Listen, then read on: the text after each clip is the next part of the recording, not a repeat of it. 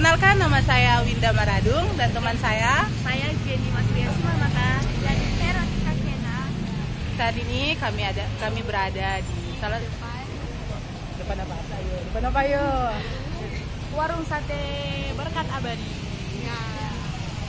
Baiklah, malam ini kami akan mewawancarai salah satu pengusaha muda yang ada di Manado. Come on, ikut!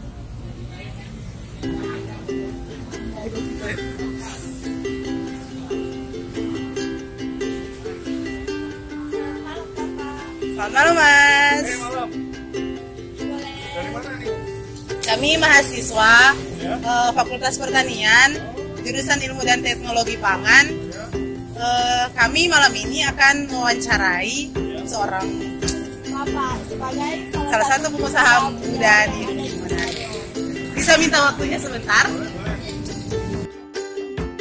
Pengusaha yang kami wawancarai bernama Andreas Rio Rizky, umur 28 tahun. Beliau mempunyai beberapa usaha, yakni bidang kuliner dan usaha tempurung kelapa. Usaha kuliner dari Mas Rio ini sudah mempunyai beberapa cabang di Manado. Antara lain, sate ayam tempurung Berkat Abadi cabang Maumbi, sate ayam tempurung Berkat Abadi cabang Politeknik, dan cabang yang ketiga adalah sate ayam tempurung Berkat Abadi cabang Tikala.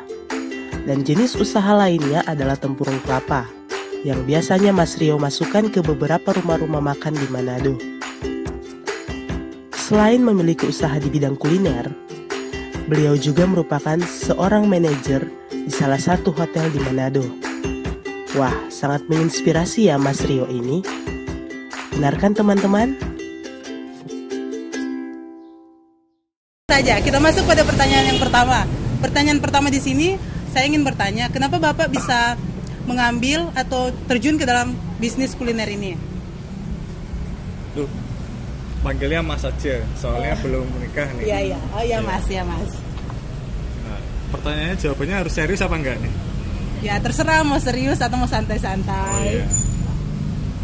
Memang di Manado ini bisnis kuliner ini sangat maju ya. Jadi semua orang suka makan, apalagi orangnya semangat. Orang Manado itu suka gerak, aktivitasnya sangat banyak gitu, fun bawaannya. Jadi bisnis kuliner ini merupakan bisnis yang sangat menjanjikan. Apalagi di tahun 2019 ini banyak ini ya pekerjaan yang timbul baru. Contoh seperti yang mungkin zaman tahun 90-an belum ada. Sekarang kan sudah zaman milenial. Jadi kita lebih pekerjaannya banyak yang baru-baru. Bahkan kita belum pernah dengar yang namanya account manager. Padahal sebenarnya sama-sama sales. Jadi ada sebuah perubahan dari industri yang lama menjadi industri yang baru gitu. Juga saya setiap hari aktivitas sebenarnya sebagai manajer di salah satu hotel di Manado. Dan kenapa mengambil terjun ini, karena ini merupakan bisnis yang sangat menjanjikan. Karena dari teori saja kita sudah ngerti kan bahwasannya kebutuhan manusia itu sandang, pangan, papan. Betul ya? Nah, makanya kalau kita mau bisnis itu sebenarnya 3 poin itu sudah bisa menjanjikan.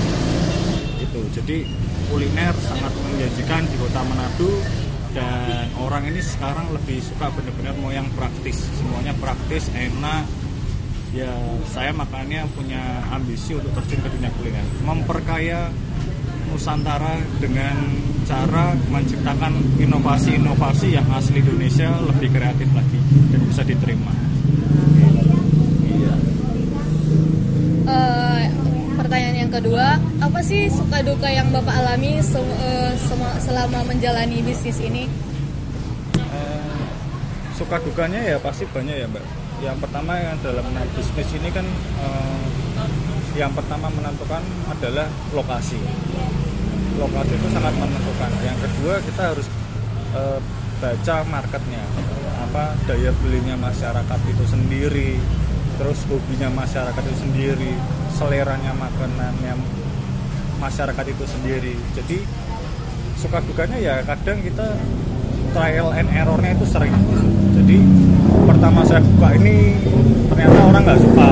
Contoh saya buka sate ayam, Ada orang yang suka kulit, ada orang yang nggak suka, ada orang yang suka daging penuh. Tapi dalam satu sisi kalau saya isi daging semua juga nanti cost-nya akan tinggi. Jadi saya juga masih pintar-pintar baca nih situasi market pasar nih. Jadi maunya saya juga nyenengin orang, tapi di satu sisi juga saya harus menghitung gimana caranya bisnis ini tetap jalan, orang senang, saya juga senang gitu. Jadi sama-sama win-win solution lah. Itu suka dukanya. Yang kedua, yang pasti alam Manado ini kan akhir-akhir ini nggak menentu ya. Kadang hujan, kadang panas. Kalau panas kita lagi rame, kalau hujan ya penjualan lesu. Tapi di sini kita diajarkan yang namanya bisnis handal itu, orang pebisnis itu ya kalau nggak ada suka dukanya dan nggak bangkit itu ya akan turun terus. Karena ya kita tahu sendiri lah, nggak ada pelaut handal tuh kalau nggak pernah diterjang ombak. Jadi ya banyak dukanya sebenarnya, tapi ya sukanya itu kita ya harus selalu bersyukur yang namanya bisnis. Karena kalau kita melayani dengan hati, apa yang kita masak pasti juga enak, orang terimanya enak, terus makannya juga baik. Jadi masaknya penuh dengan rasa syukur. Ya itulah suka dukanya. Dukanya banyak lah.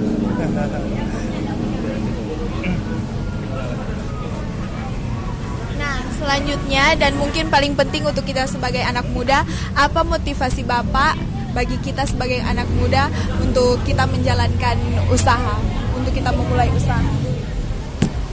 Kok Bapak lagi? Panggil aja Mas gitu loh. Iya, Mas. Saya mulai usaha dari awal 1 gerobak, sekarang sudah menjadi 3 gerobak ya. Sudah ada lumayan ya. Alhamdulillah puji Tuhan orang sudah lumayan ngerti tentang produk berkat abadi. Saya juga waktu awal buka pulang kantor, ya biasalah anak muda gengsi tinggi pasti. Apalagi saya di kantor pakai kemeja terus mesti turun ke lapangan bakar-bakar sate, bau lagi. Apalagi yang punya pacar, wah habis apel pacarnya bau sate kan nggak enak. Nah itu poin di sini kita belajar yang namanya bisnis itu jangan gengsi, nggak boleh gengsi dan harus ngerti apa yang menjadi impian kita. Kita mau A, walaupun jalannya mesti lewat B dulu atau C dulu ya, kita tetap harus ingat bahwa kita mau ke A, jangan sampai salah langkah, jangan sampai melengos ke sana, ke kanan atau ke kiri, tapi tetap fokus tujuannya ke A. Juga anak-anak muda sekarang kalau memang kita cuman kerja kantoran, kita nggak ngerti kesehatan kita, mesti jaganya gimana. Walaupun setinggi-tingginya jabatan Anda di kantor, itu tetap aja milik usaha orang lain. Tapi kalau kita berusaha sendiri, sekecil apapun usahanya, itu kalian bosnya. Kalian bisa ngatur, kalian bisa menikmati waktu, bisa belajar lebih bijaksana lagi mengatur waktu, keuangan, kedewasaan, dan pola pikir. Ini yang menjadi motivasi. Karena kalau anak-anak muda sekarang telat bangun bisnis, kalau sudah tua kita sudah nggak ada tenaga lagi. Karena kalau sudah tua kita enaknya menikmati masa tua kita dengan keluarga, dengan apa yang sudah kita kerjakan waktu muda. Jadi ya sekarang prinsip buat anak-anak muda, jangan pernah menyerah dengan apa yang kalian inginkan.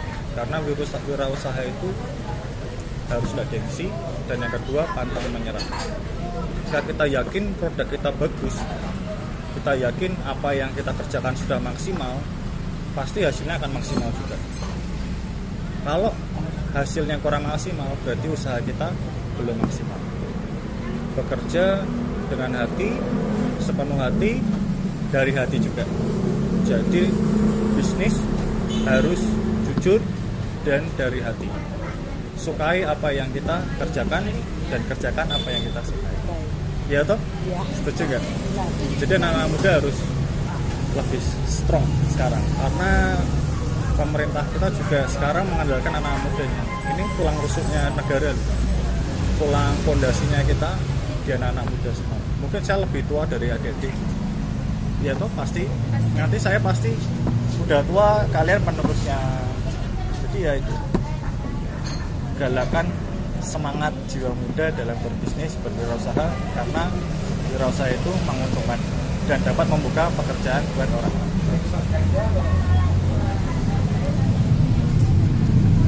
Oke, terima kasih untuk waktunya Mas Rio.